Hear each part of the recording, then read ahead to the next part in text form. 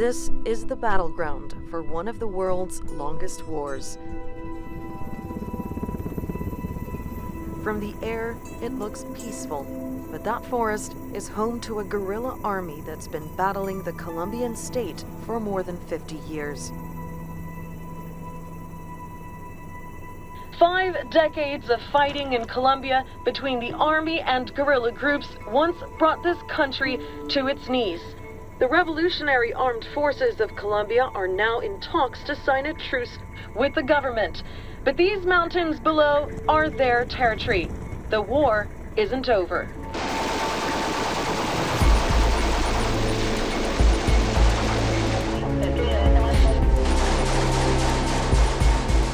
This country has seen unimaginable suffering.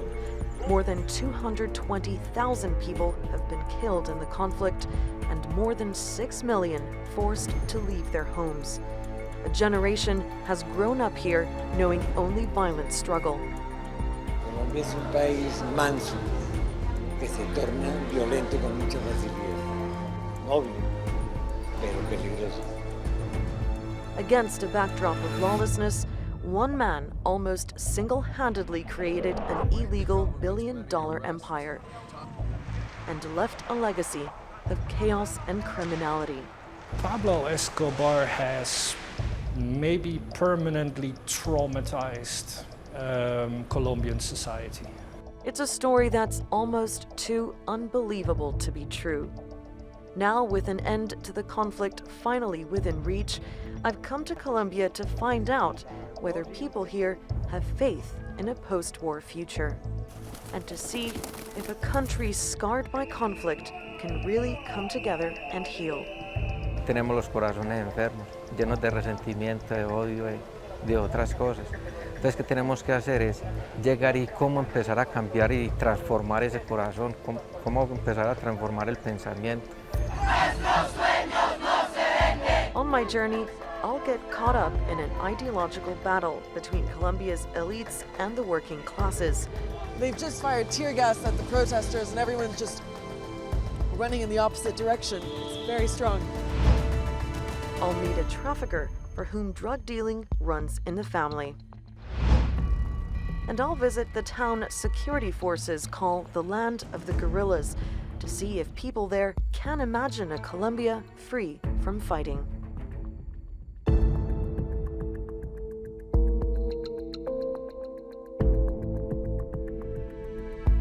Colombia is a country defined by its geography. It's often said that large parts are too remote to be controlled from the capital. An unofficial ceasefire between FARC rebels and the government has been in place since last September, while peace negotiators meet in Cuba. But in the rural communities in the north and south of Colombia, guerrilla groups operate with impunity. They assume as if the FARC were a defeated rebel force, and they are not. They have not been defeated in over 50 years of war. They still have about 8,000 combatants, and they've been able to reproduce themselves over and over through the years. The FARC have abandoned this part of Colombia, but in their wake, they've left silent killers.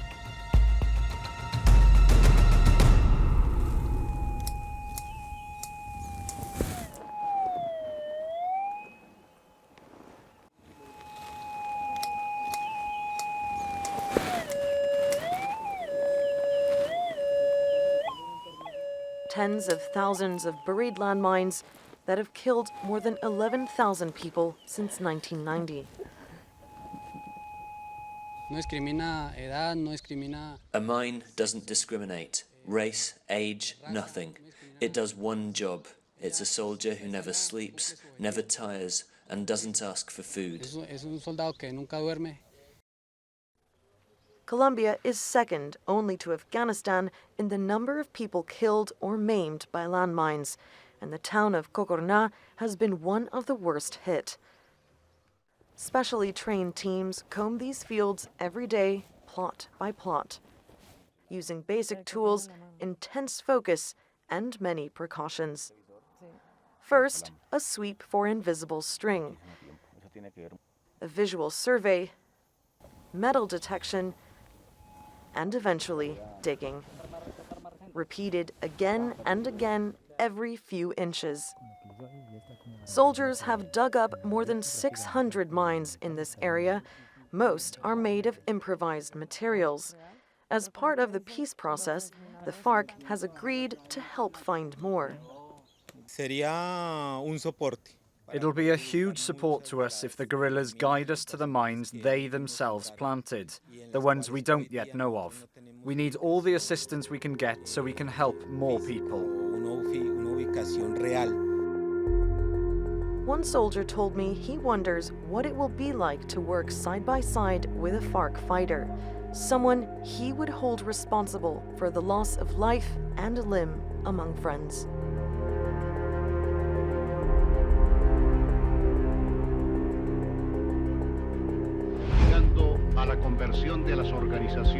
The FARC is Colombia's oldest enemy and began its Marxist insurgency in 1964. The guerrilla group said it represented the rural poor in a struggle against Colombia's wealthier classes. They financed their struggle by kidnapping, extorting civilians, and trafficking drugs. By the 1990s, the FARC controlled almost a third of the country and its drug routes, forcing Colombia's president to turn to Washington. Hoy también quiero darles otra buena noticia. I want to bring you a piece of good news, especially for Colombia's poorest and most in need. Today, the House of Representatives in the United States approved the first stage of an aid package with which this country will implement Plan Colombia. Con que ese país. Under Plan Colombia, the U.S. donated billions of dollars and new weapons as part of its so-called war on drugs. The newly equipped Colombian army decimated the FARC's ranks from more than 20,000 fighters to around 7,000 who remain today. But for the last 4 years, the FARC and the government have been in talks to sign a peace deal and end the war for good. For Colombians, this moment was historic.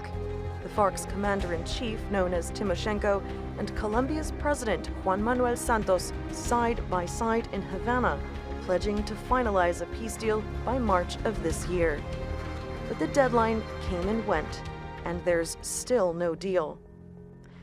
Experts put it down to deep distrust, forged in a climate of fear and retribution. Many in Bogotá, including Colombia's political opposition, are against making peace with the FARC and believe their crimes should not go unpunished. Unos terroristas. So here we have terrorists who've used bombs, mistreated people, used kidnapping as an official financing tool, and remain the biggest drug traffickers in Colombia and in the world today, being included in talks as equal partners and legitimate representatives of a segment of Colombian society. We don't stand for it. Nosotros no estamos de acuerdo con eso. But supporters of the FARC accuse the Colombian state of being the terrorists. They point to a failed round of peace talks in the mid-90s, which ended in a massacre of 3,000 FARC supporters. The guerrilla formed a political party that was totally exterminated by right-wing elements. So of course they're very afraid about laying down their weapons and participating in democracy. They fear that they will be killed as soon as they lay down their weapons and they form a political party. Colombia is as used to peacemaking as it is to war. In fact, over the years, peace deals with guerrilla groups have come and gone with little success. But President Santos believes this peace deal with the FARC is different, and that he can end the last armed struggle in the Western Hemisphere. Supporters of the peace deal say the two sides are close to sealing it. They've agreed on land reform to develop rural areas for poor farmers, political participation of rebels once a deal is signed, working together to stop the drug trade, and amnesty to FARC fighters, except those who've committed the most serious crimes.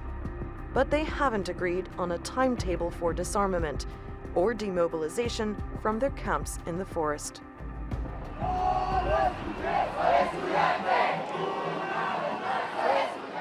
For President Santos, this deal has been a political gamble.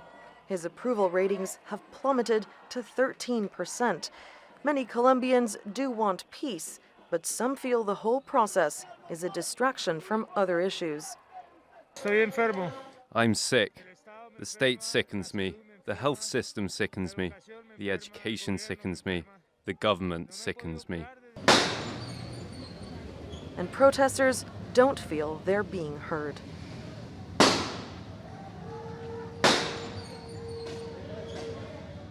Right, so the protesters have just been running in this direction because police were firing tear gas at them, and now they're grabbing rocks, so it could get ugly. Political violence has hurt and killed too many in Colombia. Everywhere you go, people speak of how they've been touched by the conflict.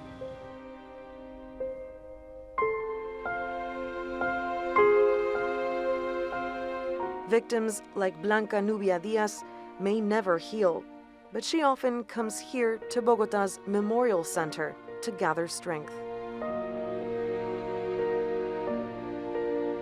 Allá la mataron en el Pozo La Cantera.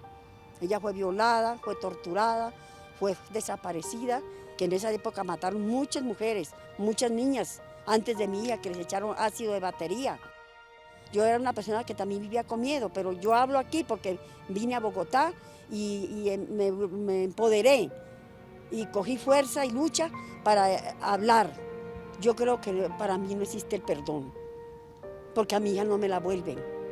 Mi hija, lo que le hicieron, el daño que le hicieron y me hicieron a mí, a mi familia, yo como mamá y en la forma que hicieron con mi hija, yo nunca perdonaría a esa gente. No, mi Dios me perdone, pero no lo perdono.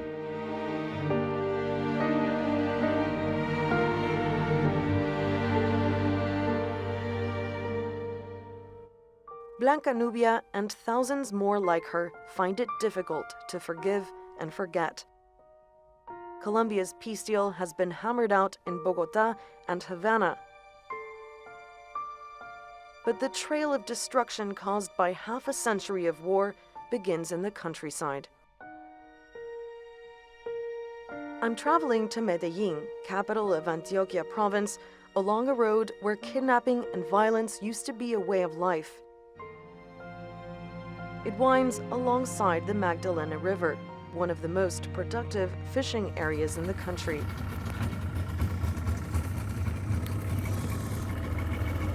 Juan Esteban has worked on these waters all his life. He remembers a time when the bodies of victims were a regular sight here. First we saw them whole, then they began appearing in pieces. They said they were fighting for territory. The guerrillas wanted the whole region, and the paramilitaries fought back. And how many bodies would you see a day? Usually 3 or 4 every day. But this part of Colombia used to be notorious for a different kind of fishing, where motorists were the catch and guerrilla fighters were the fishermen. One of their most lucrative schemes is known as the pesca milagrosa, or miraculous catch. They would come down from the mountains, block the roads, and try to snatch a valuable hostage. These days, security is much better. Night runs by trucks have resumed, helping business to flourish again. Colombia's murder rate has also been falling since the 90s. I'm traveling to a city that was once called the most violent place on earth to see how things have changed.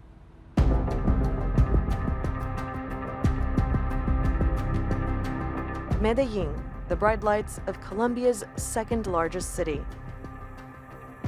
20 years after the world's most famous drug trafficker was killed on a rooftop, this city is still synonymous with the cocaine trade. At its height, Pablo Escobar's Medellín cartel earned more than $4 billion a year. Back then, cocaine was Colombia's biggest export, contributing up to a quarter of its overseas earnings. The cartel days are now over, but Medellín remains a center for a new kind of drug trade by microtraficantes, small, independent operators who fueled a new domestic market. I've come to meet one of them, a man who still idolizes Pablo Escobar, but says things are done differently now.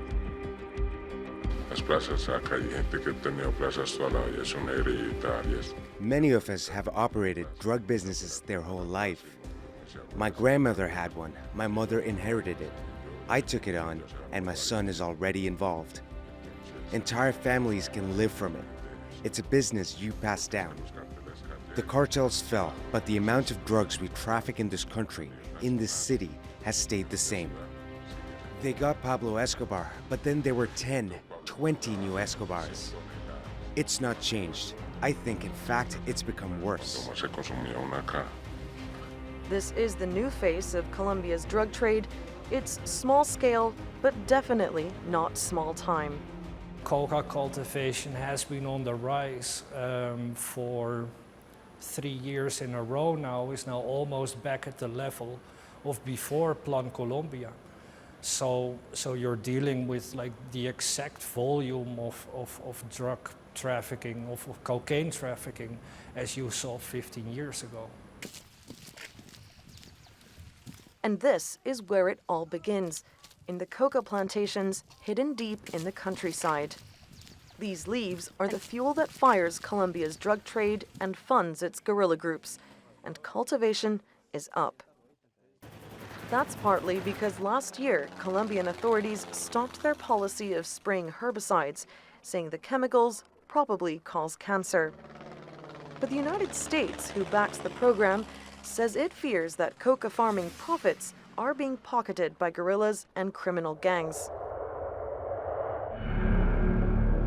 In the hills around Medellin lies the former headquarters of one of the most feared criminal gangs of all time.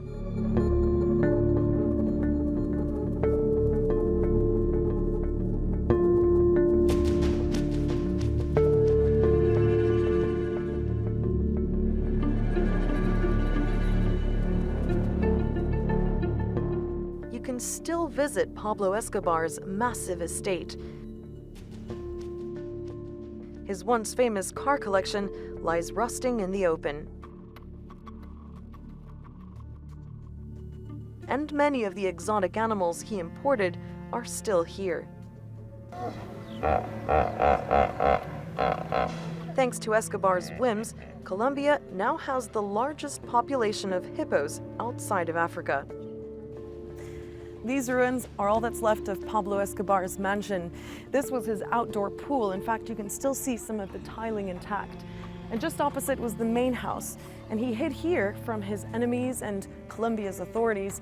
But still, his ostentatious lifestyle was in plain view. From his private airstrip, Escobar could fly everything from politicians to drugs in and out of Hacienda Nápoles. But those heights of excess and impunity are a thing of the past.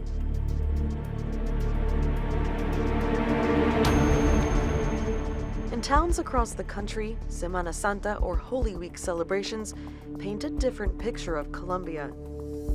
Processions of penance show a people devoted to their faith. Colombians were hoping that this Easter would usher in a new era of peace and stability, the week the government and the FARC had promised to come to an agreement. Now that the deadline has been missed, many are losing faith in the peace process. Colombia has seen many years of violence, all kinds of violence. We all had high hopes for this peace deal, but let's pray that this vicious cycle will end soon. I think eventually this deal can be signed. Let's hope so. But I'm convinced it won't bring peace because there are other violent groups in this country.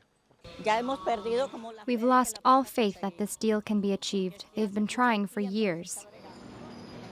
The biggest remaining barrier to an agreement is the issue of weapons. The FARC don't want to hand in their guns until the government meets their demands, and the government won't agree to the FARC's demands until they hand in their guns.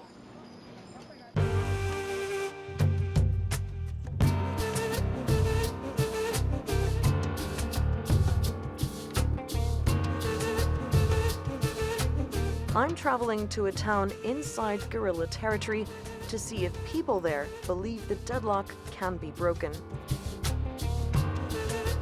We're headed to Ituango. It's a small town deep in the Colombian countryside. The jungles surrounding it are full of FARC encampments. Now, Ituango itself, though, is known as a fierce battleground between guerrilla forces, the paramilitary groups defending their land, and also the Colombian military.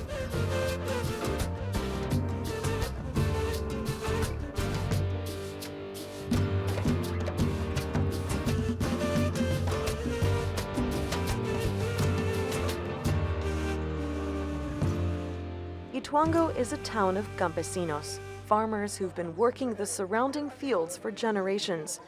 For as long as many can remember, the FARC has been around too. Well, it's no secret. Everyone knows here in Ituango, we've had a history of armed groups living among us. Some people have even become used to living under certain rules. Years of intense fighting has left the town on permanent high alert. Now, this might look like a military encampment, but actually it's the local police station here. And the reason it's so heavily fortified is because it comes under frequent attack. In fact, just months ago, guerrilla fighters arrived on this square and launched grenades at these walls. Now, police officers and authorities are often the target of armed groups. Today, the flags are flying at half-mast because 3 police officers were shot dead on the coast. The FARC's influence here is strong. Local officials told me armed militia appear often to demand money from shop owners. They also describe the local farming association as a political front used by the FARC. Like the Marxist fighters, they say they've been wronged by the state. Santos and Uribe have been fighting for bankers and landowners, and they think the country is fine. But peace is not just about silencing guns, it's about doing away with the rich syndicates enriching themselves. So do you believe the FARC will actually give up their weapons? They want to keep them at hand because they don't know at what moment the government is going to go back on their promises. If a peace deal is signed, FARC guerrillas are expected to come out of the jungle and resettle in towns like this. Ituango has been shortlisted to receive about 2,000 fighters. But walking around the town, you get the sense they're already here. So this is the kind of mail some people get here in Ituango. It's a short magazine called Resistencia, published by the FARC's 18th Front. On the cover are some of the guerrilla leaders who've been killed. Inside, there's information about the peace process. And at the back, there's a crossword. The people of Ituango are ready for peace, and the prospect that guerrillas and victims might one day live side by side, face to face. Like this man, who lost his leg because of a landmine planted by guerrillas. But he told me he doesn't hold a grudge.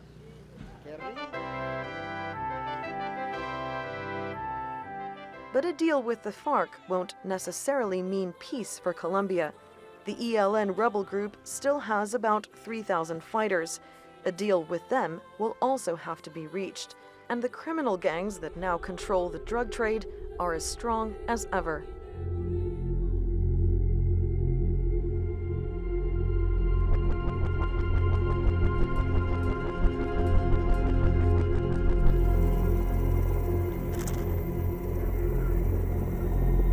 Deep in the Colombian jungle, small military outposts are on constant watch and need regular resupply.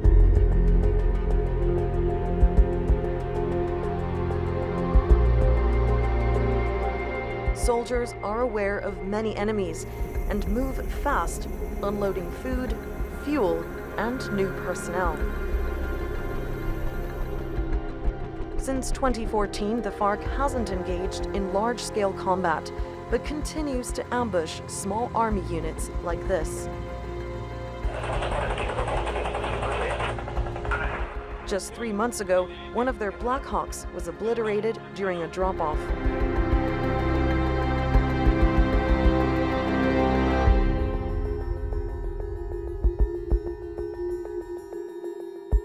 When the war with the FARC eventually ends, things will change.